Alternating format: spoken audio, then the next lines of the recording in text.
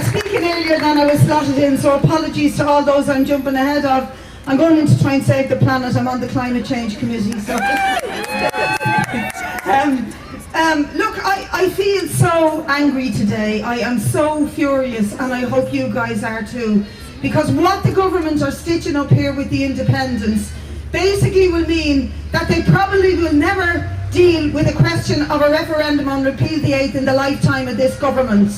As we all know, it's a shaky government. It's been up to now totally reliant on the support and the obfuscation and the silence sometimes, and sometimes the outright endorsement of the Fianna Fáil party.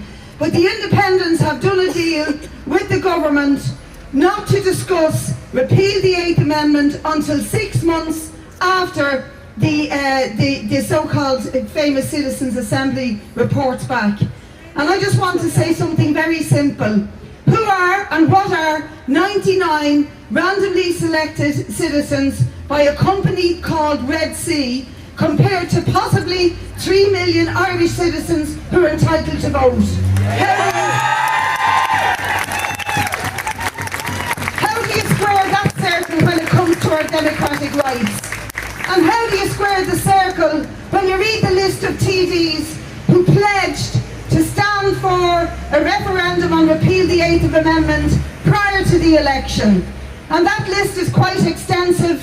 It's probably not extensive enough, but there's at least 60 TDs who indicated to this campaign that they would support a referendum to repeal the 8th. And I have no doubt that many of them tonight will rather go for a fudge and a dodge by the government rather than vote with this bill. I think shame on them. Not only shame on them, but they're playing a dangerous game.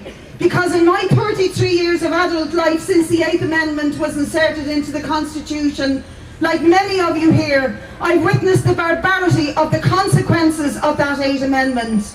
The suffering of women, the deaths of women, the enforced exodus of women, including myself, to Britain when you could barely afford the